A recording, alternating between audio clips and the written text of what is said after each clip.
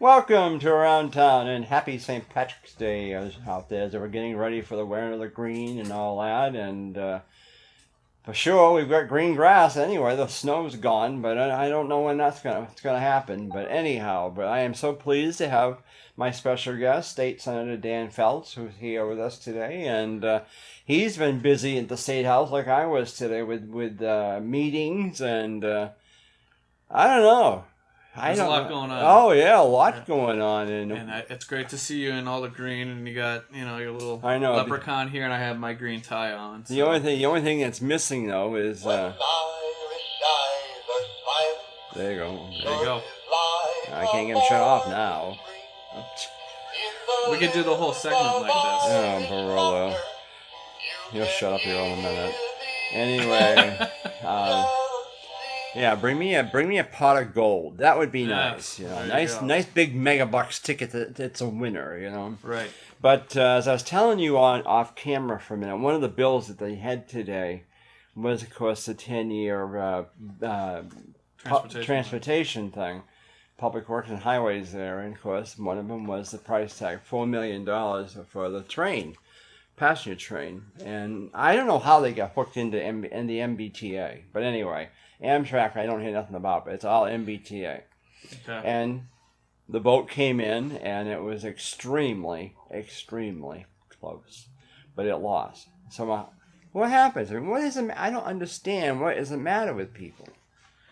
They keep pretending that there's a big bill coming.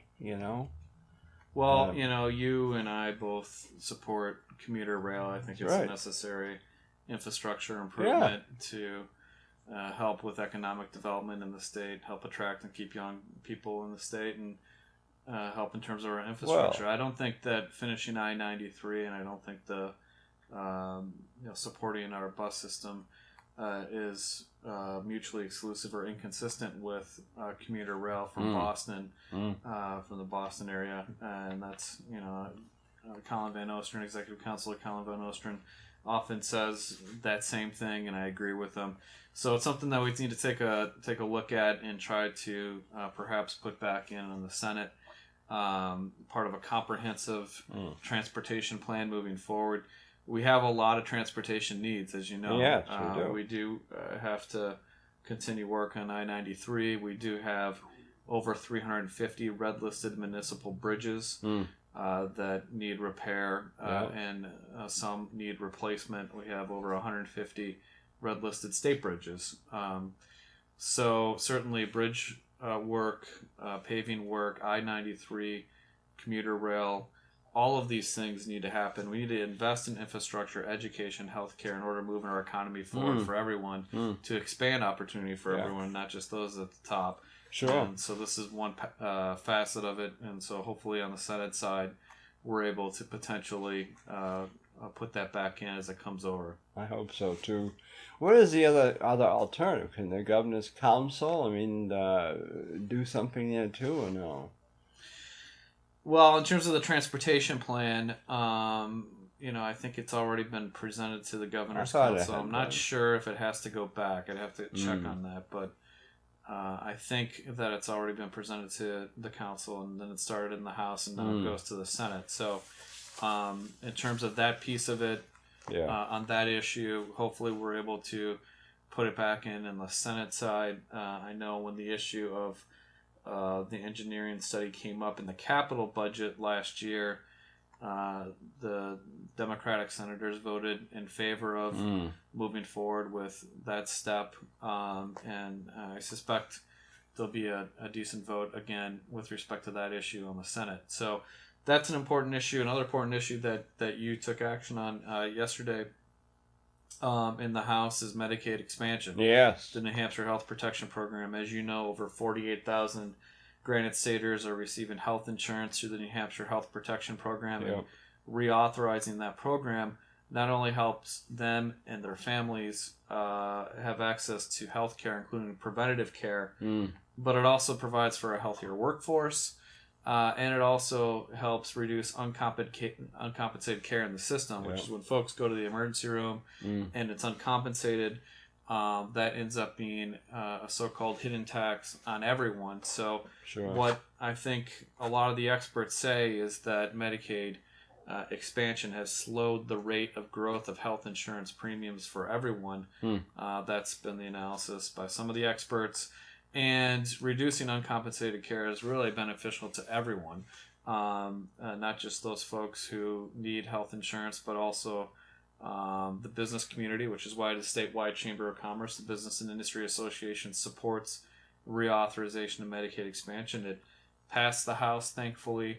I think that it will pass the Senate as well, and it will be reauthorized for another 2 years. And I think Senator Bradley, Senator Morris, a lot of Democrats, a lot of Republicans worked on it. It was kind of a split in the Republican Party. But, people came together to work on it and move it forward, and a lot of work and effort from all the stakeholders, too. People put a lot of time and effort into it, and, it's a credit to everybody who worked so hard on it, and thanks to the House for passing it yesterday. Wow. The amendment that they put through came in as a tie vote. That's what everybody just, whoa. Yeah, it was a tie vote, which meant the speaker had to break the tie. And thank goodness, he supported, I hate to say the Democrat side, but he supported the side to keep it. So he broke the tie, and of course the other side was they were not happy. But it did, and of course the actual bill came in, and that went through by a good margin, very healthy margin. Yeah, credit to the Speaker Jasper, for standing up and having the courage to do the right thing. Well, that's right, and that's where it should be. It shouldn't be all this. I mean, I've never seen it getting like it's gotten lately. It's back to the old days of Republican and Democrat, and there's no working together anymore. Well, I think at the state level, we see a lot more of working together than we have seen at the federal. The federal level is very bad, in my view. I think that, when you look at something, for example, the Supreme Court vacancy, and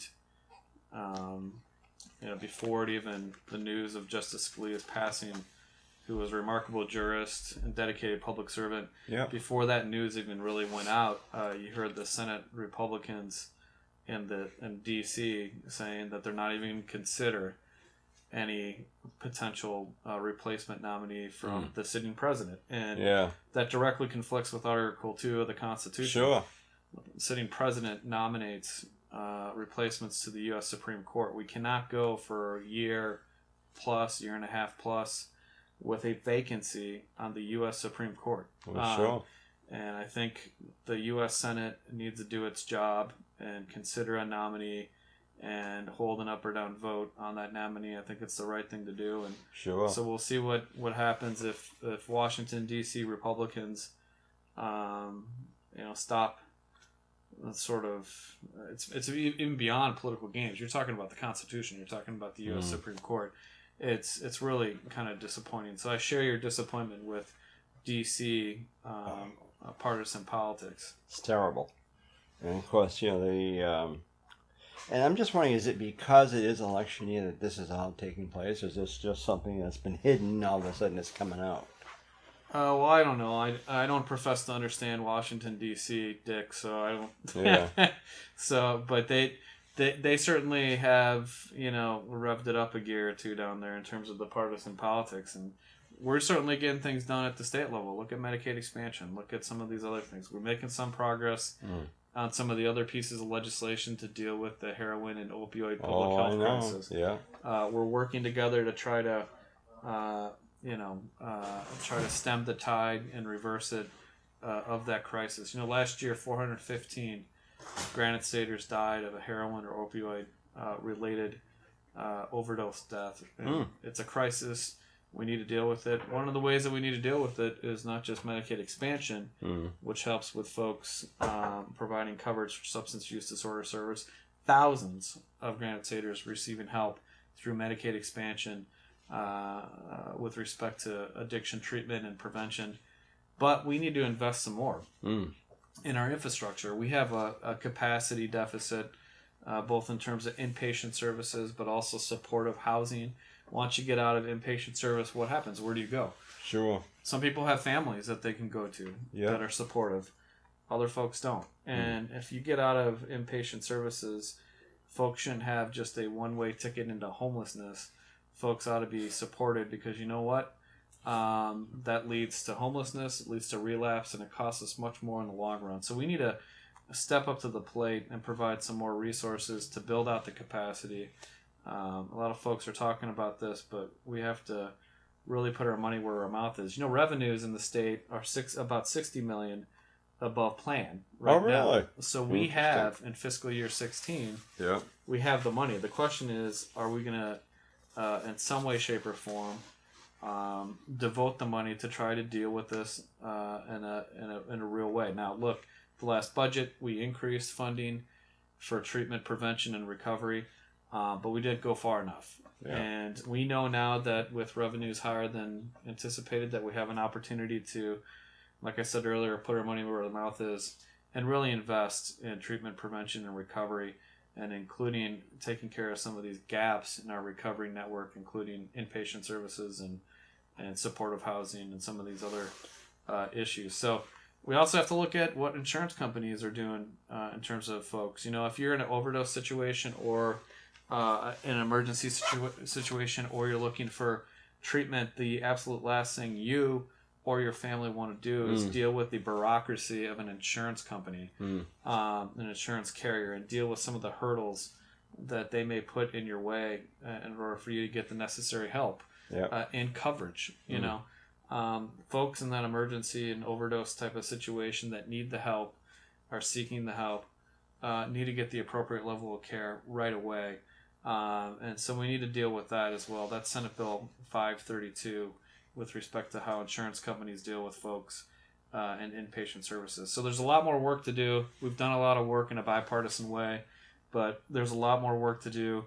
We have to move some of these things forward, and we'll see where things come out. But I'm hopeful that Democrats and Republicans will continue to work together at the state level to try to move a lot of these initiatives forward so that we can help stem and reverse the tide of the heroin and opioid public health crisis.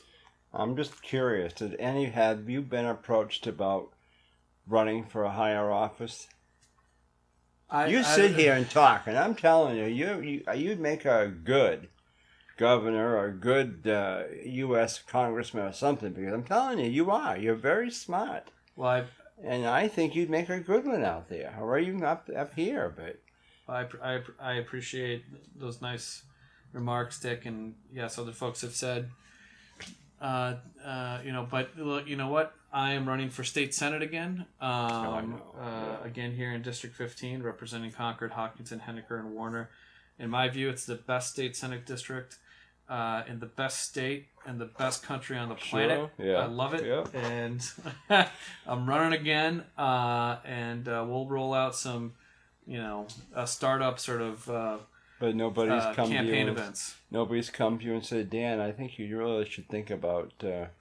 Yes, they have, but I'm running for state senate next year, and I've enjoyed the work in the state senate. We've gotten a lot of stuff done. Again, working with Democrats and Republicans on a lot of these critical issues, and there's more work to do in the state senate. Now, I want to back you up a little bit before you have to leave, but you said something about the income or something was in 16 is 60 million higher than expected, but this winter has been a bad winter overall. So wouldn't our estimates be way down as far as taking in all this money or something from the tourism? Yeah, you're right, Dick. There's some, we have different buckets of revenue that comes into the state, and certainly meals and rooms probably could have been higher if we had a better winter in terms of the ski resorts and the hospitality industry in the North Country. They didn't do as well as they could, and folks generally in the North Country are hurting, and it could have been better if we had more snow. But overall, in terms of looking at all of the revenue sources coming in, as compared to what was projected, we're about $60 million up. Oh, that's We good. just took in $19 million in our tax amnesty plan. We passed that last year, as you may recall, Dick, and folks worked on that, and we got that done. And every so often we do a tax amnesty plan, which is essentially, hey, you're a business, you're an individual, etc. If you owe back taxes to the state, we'll cut you a little bit of a break if you pay. And so we ended up bringing in $19 million in that. So we have the money right now, and the question is are we going to step up to the plate? And as I said, put our money where our mouth is and really invest in building out capacity, treatment, prevention, and recovery support services to help people, because we were sent to Concord, the State House in Concord, to solve problems. And sometimes it's difficult, but you know what? You work together and you try to work it out. We have the resources to do so, and we should invest and put our money where our mouth is. Because I'm just wondering, I mean, can we make this up come the April, May, June, or whatever? Obviously the summertime, but this winter was a complete, I mean, yes, it was nice, the snow plowing and all that, we didn't have much, but it has been a pure disaster for those up north. And I mean, even down the ski areas down this way, Pat's Peak and Henniker or Crotched Mountain, you know, they had a rough time getting even open because for some reason the weather gods or something just didn't say, hey, we're skipping you this year. Yeah. I mean, we're lucky that we got the ice, the ice fishing there, the ice hockey that Chris Brown does up the White Hockey. Yeah. We're they lucky. do a lot of good work to put that on. They ended up doing boot hockey the next day because it was too warm to do skates. But I mean, we have really lost. I mean, the snowmobilers, the ice fishermen, and the ski, all that stuff. I mean, that's why I'm wondering, you know, can we make this up? But like you said, I didn't realize all these other little buckets out there, but that's good. I mean, and of course, the gambling and all that stuff is still taking in, I'm sure, money, and no big winners. But as a whole, as a state, we're doing well. Unemployment's down to 2.9%. Our economy is moving in the right direction. We still have a decent amount of underemployment, and we still need to expand opportunity for everyone, not just those at the top, to make sure that the low to middle income folks, working people have the same opportunities to get ahead, and their children have the same opportunities to get ahead, which is why we need to move forward with things like full-day kindergarten. We need to move forward with investing in education, infrastructure, and healthcare, and continue to work together on all of these things. So we'll keep at it. Sure. Well, we'll get you on your sleigh and back. Well, I shouldn't say sleigh, or your motorboat there, and get you back down to the State House. You got it. Well, thank you very much. Well, thank you, Dan, for coming on. We've been got it. talking with State Senator Dan.Feltes, and any questions, give him a call at the State House, or You got it. see him on the streets, stop him and ask him what's going on at the State House. So. Yeah. Well, thank you very much. You're welcome. You got it. So, with that in mind, thank you for joining Around Town, and thank you to my director there, Ian, and we'll hope to see you soon and Around Town. I'm Dick Patten, your host.